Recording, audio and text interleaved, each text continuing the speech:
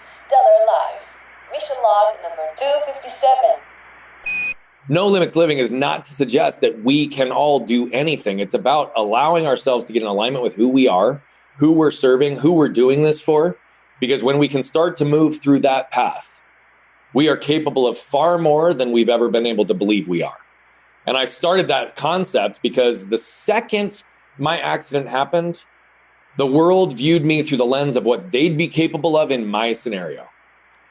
And I was immediately being put into boxes based on their belief of what they would be capable of without even contemplating my own abilities, what my limitations are, what I'm capable of given the scenario I'm dealing with. And that's no different than anybody who's got financial loss or divorce or anxiety or whatever, right? The world literally tries to tell us or put impressions upon how we'll manage and move through that. And I refused to be put into a box. I refused to be defined by other people's limits being placed on me. Welcome to Stellar Life Podcast. Get inspired and live out loud. From love, freedom, and success to having it all. Here's your host, coach, speaker, and shining star, Orion. Roger, you're looking good. Hello and welcome to Stellar Life Podcast. This is your host, Orion. My guest today overcame a very, very, very horrible, scary situation, very painful one when he was very young, and he defied the odds and became a mega success. Brian Bogert is a passionate human behavior and performance coach. He's a speaker, business strategist, top sales professional, and philanthropical leader who believes in helping growth-minded individuals achieve the best version of themselves, their most authentic selves. Brian teaches how to leverage radical authenticity and awareness to create the intentional life you've been dreaming of. His revolutionary strategy, Embrace Pain to Avoid Suffering, has helped individuals and companies break beyond their normal to achieve the success they always wanted. And now, without further ado, on to the show. 2, 1, 0. Hey, Brian, and welcome to Stellar Life Podcast. Thank you so much for being here. I'm happy to be here, Orion. Thank you. Before we begin, can you share a little bit about your path and what led you to where you are today? Yeah, so I'm going to ask you and everybody who's listening, unless they're driving, of course, to just close your eyes for a second. We don't want you closing your eyes if you're driving. I want you to imagine going to a store, having a successful shopping trip, heading out to your car. And as you walk out the door, you raise your head to the sky, you feel the sun hit your skin, you feel the breeze through your hair, and you got a little pep in your step because you know you're going to go on to a bright, beautiful day. As you get to your car, you're fumbling for your keys. As you're getting ready to unlock it, get in and go on with your day, you turn your head and you see a truck barreling 40 miles an hour right at you with no time to react. Ouch. Go ahead and open your eyes. That's where this portion of my story begins. My mom, my brother, and I went to our local Walmart to get a 1-inch paintbrush. And as we were headed back to our car, anybody who's known me for 2.5 seconds can tell you that I've always had an excitement and vigor for life. So of course I was the first one to the car. I wanted to get home and put that paintbrush to use. But as I was standing there waiting for my mom and brother to catch up, who were only a couple of feet behind me, this was back in the days before there was key fobs. So she couldn't unlock the door from a distance. I had to wait for her to catch up, put the key in the door so we could go on with our day. Now we were parked in an end spot. And as we were standing there waiting for her to unlock the doors, a truck pulled up in front of the store, parked, and the middle passenger and the driver got out. Passenger all the way to the right, felt the truck move backwards. So he did what any one of us would do, Orion. He scooted over to put his foot on the brake, but he instead hit the gas. Combination of shock and force threw him up on the steering wheel, up on the dashboard. And before you know it, he's catapulting across the parking lot, 40 miles an hour right at us with no time to react. Oh. He went up and over the median in the end spot we were in, went up and over the tree, hit our car, knocked me over, ran over me diagonally, tore my spleen, left a tire track scar on my stomach, and continued on to completely sever my left arm from my body. Oh. So there I was laying on the parking lot on a 115-degree day in Phoenix, Arizona. My mom and brother watched this whole thing happen. They look up and they see my arm laying in the parking lot 10 feet away. Oh, wow. Fortunately for me, so did my guardian angel. She saw the whole thing happen. There was a nurse that walked out of the store right when this took place. And I'm forever indebted to this woman for choosing to move into action versus choosing to turn her head and just go on with her day. because she saw the literal life and limb scenario in front of her, and she rushed immediately into action. She came over and stopped the bleeding on the main wound and saved my life. And she instructed some innocent bystanders to run inside, grab a cooler, fill it with ice, and get my detached limb on ice within minutes to give me a fighting chance of having a reattached limb. Had she not done one or both of those things, Orion, I either wouldn't be here with you today, or I'd be here with you today with a cleaned up stump. That's just the reality. So I know a lot of people weren't expecting it to go there today. And I can tell you definitively that I know I have a very unique story. But what I also know is the more I've done this, the more I realize we all have unique stories. What's important is that we pause and become aware of the lessons we can extract from our stories, and then become intentional with how do we apply them in our lives. And we all have the ability to do that. We also all have the ability to tap into the collective wisdom of other people's stories to shorten our own curve to learning. So I'm going to share with you two primary stories that will tell you, or two primary lessons that led me into where I'm at today, and then we'll take it wherever we need to go. The first is I learned not to get stuck by what has happened to me, but instead get moved by what I could do with it. And the second I didn't realize until far later. You see, at 7, 8, 9, 10, 11, 12 years old, although I was the one having surgeries done to me, although I was the one having to go to physical and occupational therapy, I was also being guided through the process, so I was a little bit in a fog. But my parents were not. They were intimately aware of the unceasing medical treatments, years of physical therapy. And the idea of seeing their son grow up without the use of his left arm was a great source of potential suffering for them. So they willed themselves day in and day out to do what was necessary, to do what was tough, to embrace the pains required to ultimately strengthen and heal me. So whether it was intentional or not, what they did was ingrain in me a philosophy and a way of living, which was to embrace pain to avoid suffering. And I believe when this is done correctly, that's also where we gain freedom. So it was these two lessons that I used to not only overcome this unique injury, but how my business partners and I scaled our last business to over 15 million within the span of a decade. And now how I flipped that on its head as a human behavior and performance coach to help individuals like you, or like everybody listening, become more aware, more intentional, and who they already are, their most authentic selves. You see, I believe that's when the door starts to crack to perspective, motivation, and direction. And I believe that's when people can allow joy, freedom, and fulfillment to enter into their lives holistically. And that's why all of our entities are focused on a mission to impact 1 billion lives by 2045, because I believe that if we reduce the level of suffering on this planet, allow joy, freedom, and fulfillment to enter into their lives, that's when people can stand on their own 2 feet, not only confident, but convicted in who they are, knowing that the world's not going to just accept them, but will embrace them for exactly who they are. That's when vulnerability and authenticity, which are the glue that binds human connection, comes into the forefront, and we start to leave a ripple effect for a much better world for my kids and their kids and the kids after that. So that's a little bit about me and what got me onto my path of what I'm doing today. And I'm sure you can tell there's a lot of context that gets filled in between there, but that's a little bit about who I am.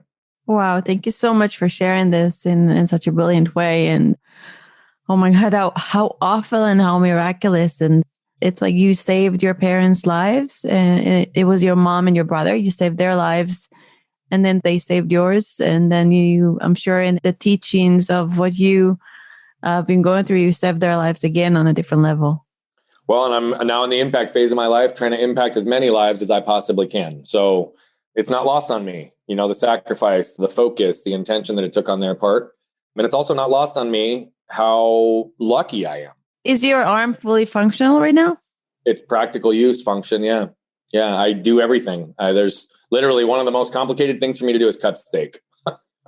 Outside of that, I play sports. I live on the edge of life. That really, a lot of this has structured a lot of my belief into this world. We've got this concept of no limits living that we teach and really help make sure that other people can understand that we're capable of far beyond the limits we place upon ourselves, and certainly beyond the limits our world places on us.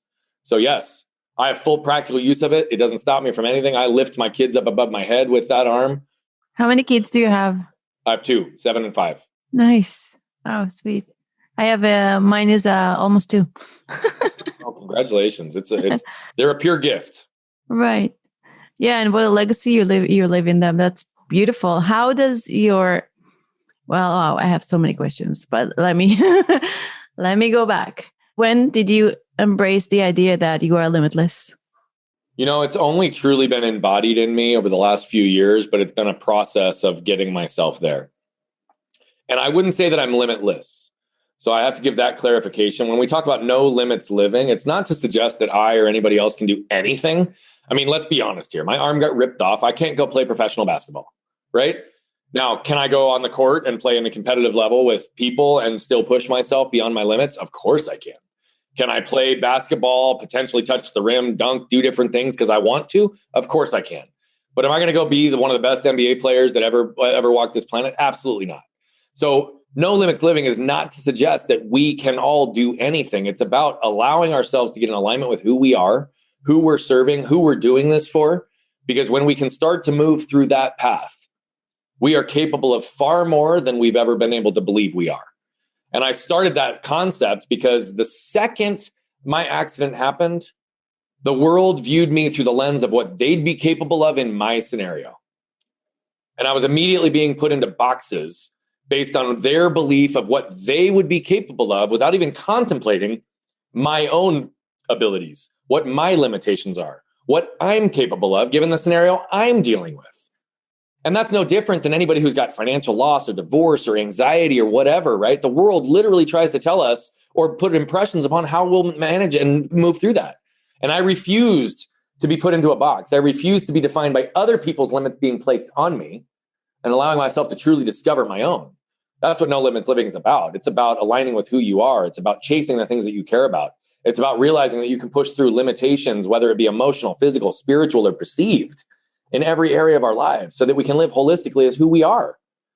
It's the world that tries to steal that from us. And so it's been a long time coming where I've been able to demonstrate that, but I'm living to the definition of no limits living more now than I have at any other point in my life. Can you share with me a little bit about what does it look like for you to have no limits living?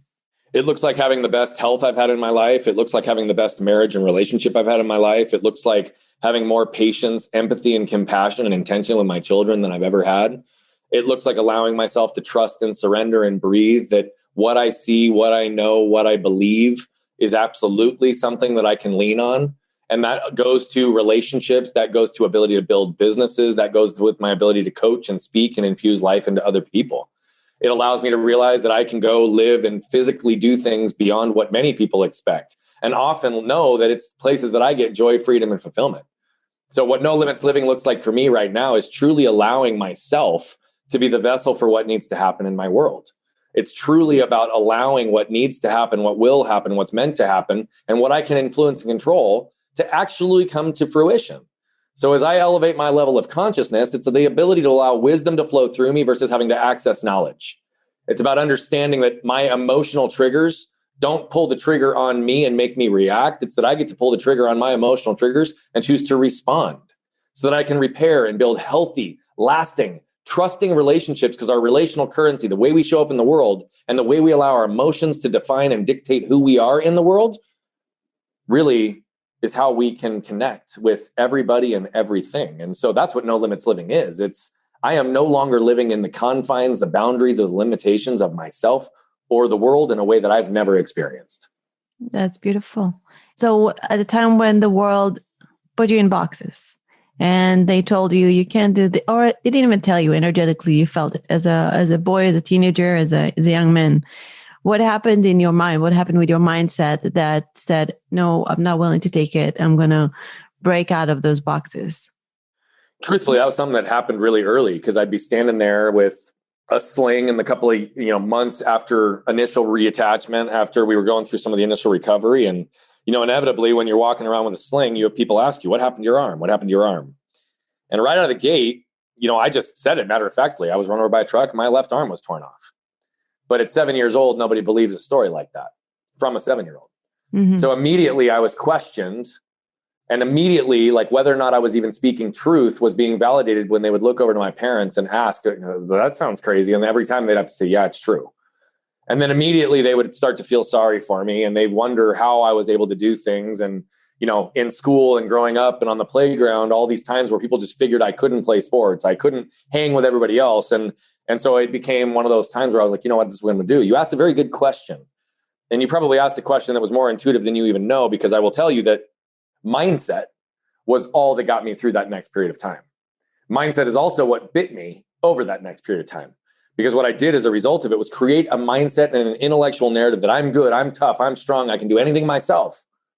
And that mindset, I believed that if I had an intellectual narrative and a strong mindset that I could overcome anything. I set my mind to it, I could do it. And by the way, that served me very well for a very long time, because I did. And mindset's a critical part of the equation. So in no way when I say this, do I want this to come across as minimized. But I did that very, very well, to the point that I didn't realize how strong that narrative was in the world. And when I was 20 years old, I re-broke my arm in the exact same spot snowboarding. No way. Ouch. Went 10 months with it hanging by my side. Went through 7 surgeons who were all afraid to touch me because of the medical malpractice and what that looked like. And now as an adult, I'm experiencing a lot of the same things that I did as a 7-year-old without the same structure, without the same support, without being guided. So I was no longer in a fog. And I realized that in the time when I needed the help most, when I wanted people in my life, it's not that I didn't have friends, I didn't have family, I had tons of them. But everybody else bought into my narrative. So when I felt isolated and alone and feeling wondering and getting resentment as to why people weren't showing up, I had to realize that it was actually my fault, because they believed that Brian was good, Brian was strong, Brian was capable, and he didn't need any of our help. And at the time when I was most vulnerable, I also didn't have the courage to ask for it. And so that began that next journey of my life, which was to really start to understand that mindset's not the only thing that matters, although it is a critical piece of the component. What else matters? I believe that next period of time when I realized that I was alone and isolated, that it wasn't about our intellectual narratives, it was about human connection. Mm. And so I focused deeply on those concepts that I referenced in my initial story around vulnerability and authenticity, which was that if I could demonstrate vulnerability, if I could show up authentically to who I am and I could encourage others to do the same, that my connection with people would be better. And oh, by the way, I learned how to do that very, very well. I mastered it. It was fantastic.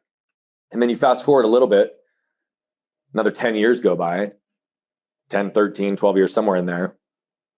And I started to realize that when I shut off physical pain to cope, because the demands of my environment were far exceeding my ability to cope at 7, 8, 9, 10, 11, 12 years old. When I shut off physical pain, I also shut off emotional pain, and I didn't realize it. Mm. Can you expand on that? Yeah, I'm going to expand on it. Absolutely. Yeah. I had some other health stuff that impacted me a few years back that I won't go deep on, but I'm good now. And it took me years to figure it out, but it ultimately impacted my intellect and my energy, which are 2 things I rely heavily on. My sense of self was in question, but I also started to feel in a way that I didn't ever feel before. And after, 10 years of my wife at that point, she was like, dude, you don't feel anything. And I always never understood that because I felt so deeply. Mm. And then as I'm going through this process, I'm playing with my daughter. She was, 1 at the time, 2 at the time. She was speaking, so she must have been around 2. She turned 6 soon. I said 5 earlier, but sorry, I digress. I make this mistake all the time. Playing and having fun and just like having the time of our lives, laughing, cuddling. We lay down on the couch and she puts her arm around me, around my neck, leans back, kisses me on the cheek and says, "I love you, Daddy." And I broke down in tears. And I'd never at that point in my life, at least to my knowledge, had broken down in tears based on pure joy. And when I realized that I had never experienced joy to the level that would make me cry, it also made me realize that if I'm not experiencing one end of the emotional spectrum, I'm certainly not experiencing the other. It also made me realize that fear, pain, despair, all these other things that I never understood, or I thought I did, I really hadn't felt in the pure capacity. And so I started to unpack emotions at a very deep level, which is when I also started unpacking shame at a very deep level. And I'll get into that in a second. But when I did this, it made me realize that human connection without emotion isn't really human connection. Mm. I'd mastered it from a strategic and tactical standpoint. Vulnerability and authenticity, I had mastered, but I hadn't embodied it. I was sympathetic at this time, not empathetic. I wasn't connecting through the same level of compassion. It was through observation. And so when you took the emotional intelligence I had to develop in the beginning part of my life to be able to deflect, to be able to orchestrate scenarios so the attention wasn't on me, I wasn't the center of attention. I didn't have to prove what I was capable of in every minute. Shifting to an element of learning how to get other people to let their walls down from purely strategic and tactical standpoint. When you layer that with emotion, it all of a sudden starts to come full circle. So what I realized is that it's not just about mindset. Mindset only gets you so far. Those that really, truly reach the top level of performance, those that truly can live no limits living, those that truly can trust, surrender, and breathe through the moments in their life are not those that just have a strong mindset. And they're also not those that just have a strong heart set. The reality of it is all of us are hardwired to operate intellectually or emotionally stronger. But it's up to us to then take a step back and make sure we've got the mind-body connection, to make sure that we can think about our thinking, think about our feeling, feel our thinking, and feel our feeling. It's in that quadrant that success happens. And it's also when we can start to rely on and question, is my intellectual or my emotional narrative true in this moment? Which one should I trust more based on the scenario that is in front of me? And that's where we're able to start to see things clearly so that we can start to free ourselves from the burdens. And so that's kind of the pathway that started to unpack there. And like I said, shame was a part of that. Happy to go into that as well. But it started with a mindset and it evolved into a complete self. And that's what I'm trying to encourage the whole world to do. Mm-hmm. And I would like to talk about shame. And before we get into shame, what was the process of embracing your heart? A very difficult and challenging one that I still face on a daily basis. Thing is we are products of our behavioral patterns, our emotional triggers, our environmental conditioning. And I don't care how old you are right now, if you're listening to this, the reality of it is that you need to understand that if you're 30, 40, 50, 25, that means that's how many years of patterning and conditioning you have in your life. When I shut off emotional pain, I shut it off for 30 years. You don't just flip a switch and all of a sudden it's back. So what do you do every day? Is this just awareness, just by being aware of your heart? Is that breathing? I'm going to give you specifics, I promise. But I wanted to help people understand out of the gate, it's really hard. And it's a never-ending cycle.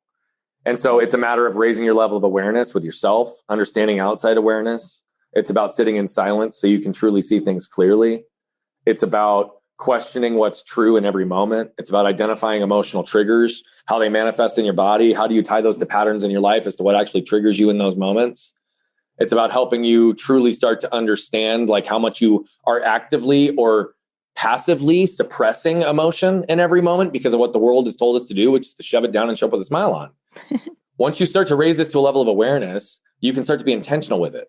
And that's what I started to realize when I actually started to feel emotion for the very first time, is it was overwhelming because I was feeling it very raw. But I also started to notice how much I was actively suppressing it and I didn't even know it. And so I had to allow myself to feel in those moments, sit with the emotion, sit with what was bubbling up in my body instead of just move through it and put a smile on. Because in order to heal, we must feel. Truthfully, we have to feel in order to heal. And so whether you aren't feeling emotion, you're limiting an emotion, you're protecting yourself, you're putting armor up. That's the thing about protecting ourselves, not being vulnerable, not being authentic. It's putting an armor up that we think is protecting us. But what's really happening is we're actually progressively carrying a heavier and heavier weight that's crushing us slowly over time. It's a good metaphor. If you start to realize that, there's no option other than to escape it and start to shed the layers of that armor. Mm-hmm. And so you were saying that you sit inside, you sit with the emotion. What does it mean to sit with the emotion? You just sit in meditation? Like how long do you sit with the emotion? I wish I could tell you there's like a defined answer, but it's contextual and it's situational.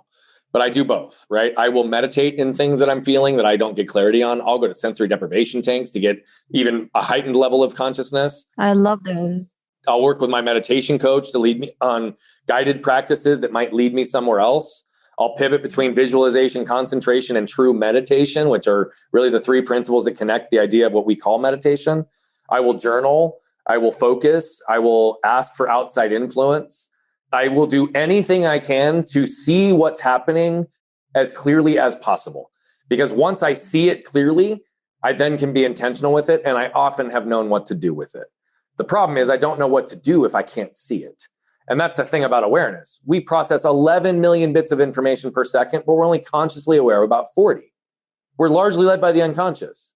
So until we give ourselves techniques, strategies, pathways, and intentional process to move the unconscious to the conscious, to move the unaware to the aware, it's going to feel like we're victims. It's going to feel like we're fate. It's going to feel like we have no influence and control over our destinies.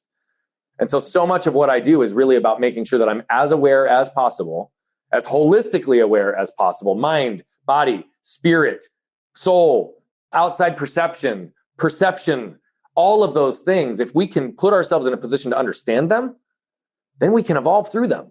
Right. It seems like a lot of work. It's a ton of work, which is why I started with that. The way I imagine you is like you wake up at 5 a.m., you do your meditation, you do your biohacking, you have your green smoothie, you go help somebody, you run home. You like, it just seems like you're nonstop. I don't think the average person can do that. Well, and I'm not asking the average person to be me. I'm asking the average person to define what that looks like for them. What is your schedule like? You described it pretty similarly, by the way. I'm up between 4 and 4:30 every morning. I've got a 2 to 2.5 hour pretty regimented morning routine that I'm disciplined around, which is hitting mind, body, mental, physical, spiritual, and emotional all out of the gate. I get myself organized for the day. I typically have a stacked day, depending on if it's in office, out of office. If I'm traveling, it can vary based on that. But I often have very full days because I want to impact 1 billion lives, and it won't happen alone. It's going to happen through a lot. I'm very disciplined on the times that I'm in town, that I'm typically done by 5 or 5:30, because that's when I typically get my time with my family, is in the evenings. So we've got then an hour to 3 hours, depending on the night, how early the kids are going to bed, what else is on everybody else's schedule. But I have dinner with my family and kids every single night. We have intentional discussion and connection points there. And my wife and I have had a nighttime bedtime routine that we've cuddled with our kids, alternating nights with each one for the last 7 years since they were born. So, I truly focus with everything that's important in my life. I'm very disciplined with creating rest and recovery in my own life. I'm very disciplined with showing the people that are most important in my life, my wife and my 2 kids and those in my inner circle, that they are priorities in my life. And so I do all these things, but I sit here and tell you, oh, by the way, I screw it up every day. I screw it up every day. Thank you for sharing. And then I learn from it, and then I grow, and then I do something different. And although that's my traditional schedule, it's not every day. Sometimes I have to listen to my body and my mind and realize that, you know what, I might need to sleep in an extra hour today. I might need to do something different to make sure that I'm in the right position for my family, so I can enter in with the right emotional energy, the right mental energy, to be able to serve them in the same way I would serve everybody else. And so, yeah, I'm very disciplined with that. And I'm not asking anybody to do what I do. But what I am asking people to do is to pay attention to, how do they define success? What are they trying to drive towards? Who are they? What are their emotional triggers? Were you always that discipline, or did it build over time? Because you said you had lack of energy, and now you seems like you have so much energy. And so how did you get from there to here? That's a great question. Consistency, discipline, practice, lots of failure, lots of refining. And I've always had a strong work ethic. I've always had a lot of energy, and I've always been relatively disciplined. But through the process of doing all these things, being in different businesses, working in the nonprofit community, philanthropy, all these areas that I've had the blessings to be exposed to, you start to realize that you really do need to push the limits of your own limits. And every time you do that, you get more clear on areas that you're going to crash and burn, where and how you need to calibrate, when you get your rest and recovery. You start to learn when you can trust and surrender, where you can leverage your time with other people. What are the things that only I can do that no one else can do? And if I can live in that realm of genius and stack teams around me to help do the things that other people can do, then I have the capacity to actually do what's needed. This has taken years to develop, and I'm still unlocking it. To your point, you can hear, you said, oh yeah, you were always had a high energy, and you're hearing right now, I'm operating at a vibration and a frequency that I never have. I've truly gotten to a place where I am free in a way that I want to free everybody else. Why do you want to free everyone else? Because everybody deserves to feel like I feel right now. Oh, that's nice. I know what it's like to feel like the only person in a room. I know what it's like to not be seen. I know what it's like to feel isolated. I know what it's like to not feel worthy. I know what it's like to feel confined. I know what it's like to feel angry. I know what it's like to feel shame. I know what it's like to feel badly about myself, or if I don't fit in. I know all that. I also know what it's like to chase all the what's in the world. What house, what car, what amount of money, what amount of success. When you chase the what, you lose the who. And I also know what it's like to operate in circles where I'm running with people who've got everything based on the outside definition of success: money, pretty spouses, pretty kids, smart, fast cars, all the stuff. People making multiple 6 figures, 7 figures, 8 figures in cases. So many of them are miserable, and I was one of them. I know what it's like to feel that way. Nobody deserves to feel that way. Everybody deserves to feel like I feel right now. And so the further I get in my own evolution, the more convicted I am in the path that I'm on to help free other people. If we could all do this, if we could all experience this, if we could get rid of the tension, the resistance, the hate, the separation, the polarization, the politicization that separates all of us and makes us feel like we can't be who we are in any moment of any day. If we can get rid of all that and we unlock each individual to chase their definition of success, focus on who they are, not having to fit into the confines and the boxes the world's created for so many of us, life's a lot more beautiful place, my friend. Yeah, it sounds like it. And I want to ask you about emotional triggers, because this is one of the things that you help many people with. I think everybody has them. What's your take on emotional triggers? Where do they come from? How do we handle them? Yeah. So here's the thing. Again, we're byproducts of our emotional triggers, behavioral patterns, and environmental conditioning. I could teach literally multiple days on each one of those topics. So I'll hit this as quick as I can in a short 3 to 5 minute answer to add value. But understand that emotional triggers might be one of the most complex things to navigate for any of us. Mm-hmm. It's really hard. but we all have them. We absolutely all have them, right? And emotional triggers are things that cause us to react or respond, often without things that we even know what it's connected to. So an emotional trigger is, getting upset or defensive when your spouse asks you to load the dishwasher a different way, and you realize it has nothing to do with the dishwasher. It has nothing to do with your spouse. It has everything to do with how your grandma looked at you when you were 4. And they put you into a position, an emotional state that you don't even realize you're doing because you fall into the pattern. And all of a sudden you might create damage because you've chosen to react. Emotional triggers look like a 50-year-old woman who is a highly successful lawyer who wanted to make, in her terms, and I'm gonna abbreviate it just because I don't know the audience here, but an F ton of money. You can fill in the expletive there. And she was already accomplishing this. But when she started to realize that the voices of all the men in her world drowned out her own voice, and that was what was keeping her self-worth and her shame on that self-defeating path, she realized that's what she needed to do and freed herself to be able to do exactly what she wanted to accomplish. It looks like a 43-year-old man who's been the greatest communicator on the planet, wizard behind the curtain, as he's called himself for years, building other people's brands like John Maxwell and other people. But his lack of self-worth is what kept him behind the curtain. And as he started to recognize that this was the emotional trigger that he needed to deal with, the pain that he needed to pursue, he's now stepping out from behind that curtain and starting to put himself out there to build his own brand based on the skill set that he knows he can accomplish. It looks like a 33-year-old female who grew up in a family of lawyers, who never was told that what she wanted to do in the creative world was good enough, that her writing, her exploration, her painting, her tapping into the emotional side wasn't good enough because it wasn't making enough money, it wasn't structuring enough, gave her body image issues, had literal bulimia, all of these issues that kept her stuck because whatever she did, whatever she wanted to do was never good enough. When she started to actually turn into that and realize that, she unpacked it over the course of 18 months, entered into a physique competition, ended up placing in her very first competition, first place, got her pro card, and was able to stand there listening to the song from The Greatest Showman, This Is Me. The thing is, emotional triggers look like everything that we deal with. Emotional triggers look like shame, putting us into a defensive position when we have to stand up for something that we believe in holistically. It looks like shame making us feel small. Like I said earlier, triggers are designed to be pulled. So emotional triggers can either pull you or you can pull the trigger on your emotional triggers. Having the emotional trigger pull you is where we react. That's where we create damage. You pulling the trigger on your emotional triggers is where we respond. So how do we pull the trigger on our emotional trigger? How do we pull the trigger? You got to understand it. You got to walk through a framework. You need to first be aware, understand what it is. You need to own it. You need to know that, I'm affected by shame, fear, guilt, scarcity, anxiety. You need to understand and be aware of it. Know that this is what's happening. Know that it's not serving you and where you want to go. Then you got to own it. You literally have to own it, embody it, accept it, surrender to it, not get defensive around it, not get charged around it. Just own this is something that's happened. If you've created damage because you've reacted based on this trigger in your past, this is also where you own it with those people in your life to start building repair. Then you need to unroot it.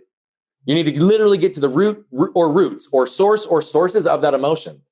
So did your shame come from the fact that you were always pitted and compared to your siblings growing up? Was it that nothing you did was ever good enough? Literally get to the roots of it. Was it you grew up in a toxic, shame-based culture and environment based on religion? Is it that you literally found an employer that you were stuck because nothing you ever did was good enough? You always were questioned and always belittled. Understand the roots. Understand how they pattern in your life. Because once you understand the roots, then you can move through it. You can understand how these triggers move in your body. How do the different emotions literally move through the body? How do they manifest? Is it your face starts sweating, a heat goes over you, you start to feel your chest racing, your heart racing, you're short on breath, you've got a pit in your stomach? What is it? How does this emotion move through your body? Once you start to understand those things, then you can start to tie those to the things that actually trigger that emotion. And oh, by the way, this is where it gets really complicated. Because shame, other emotional triggers show up multiple different ways based on multiple different triggers. Nice. Yeah. It's a lot of work. Shame can show up literally. I'll tell you for myself, right? Shame can show up for me. I care about being a husband and father so much. It can show up as defensiveness that causes me to have to defend because if my wife said anything like, oh, hey, are you going to spend time with the kids today? My trigger could spin me into that, meaning that she's implying that I'm not a good husband, that I'm not a good father, that I haven't done all the things I need to do. And so my defensive response will literally be to list the 10 things I've done in the last week to demonstrate I'm a good husband and father instead of answering her question, which wasn't even charged. It also could show up like, oh, by the way, I'm loud. I talk fast. People forever told me that I couldn't do that. A shame trigger for me was I could be sitting in a meeting and somebody might try to quiet me or hush me. What happens in that environment for me is I literally make myself small. I bite my tongue physically. I don't have the same response that I do, but it's both a shame trigger. Now I'm able to see how it manifested in my body for each, and I'm able to tie it to distinct triggers so that I'm aware in those moments when I'm triggered, and I can pause and ask myself the question, is what's right in front of me true based on what I'm responding to, or is it based on a trigger that's deeper than this and it has nothing to do with what's right in front of me? Then we can pause in those moments and choose a different path. That's how we start to escape emotional triggers. That's beautiful. And thank you for sharing so openly and vulnerably. That was really beautiful. What are your 3 top tips to living a stellar life? Absolutely know who you are. That is absolutely the first one. Once you understand who you are, understand the emotional triggers, behavioral patterns, and environmental conditioning that have kept you on that self-defeating pattern of either self-sabotage, of not reaching your potential, of feeling stuck repeatedly because you've been chasing strategy and tactics. If you understand these things, after you understand who you are, you then will know how to free yourself. And to live a stellar life, you absolutely have to give.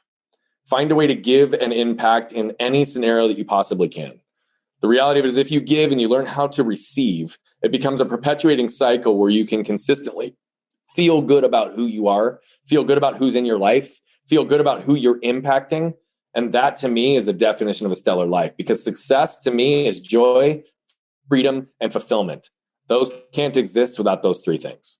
That's beautiful. Wow. Thank you so much. This was really powerful and really beautiful. Before we say goodbye for now, where can people find you? I know you want to help billions and billions. So if anyone that is listening to this episode, please share it with your friends. If you find something that was just a highlight, just share that lesson with a friend, maybe send them the episode, and let's help Brian bring more light to this world. And Brian, where can they find you? Yeah, so you can find me on my website, brianbogert.com. It's BrianBogert. You can also find me at Bogert Brian on any social handle. And to your point, I want to impact 1 billion lives by 2045. What that means is that we're very aware that 99.9999999% of those people will never pay us $1. We are very okay with that because we know those that choose to lean in, those that choose to invest in elevating where they're at will substantiate all the resources necessary for us to actually make that impact take place. Why I tell you all that is we create a lot of free content. We put a lot out there. The website, social media, you'll see a lot of it, whether it's written articles that have been published in Forbes and other places, whether it's vlogs, whether it's Bogert's Bullets and hard-hitting topics that will help you elevate and empower who you are in your life. They're all there for you. And one thing, if you want to take it a step further, and I fully disclose this, if you go to nolimitsprelude.com, yes, it's a funnel. Yes, there's an email exchange. But I want to tell you one thing definitively.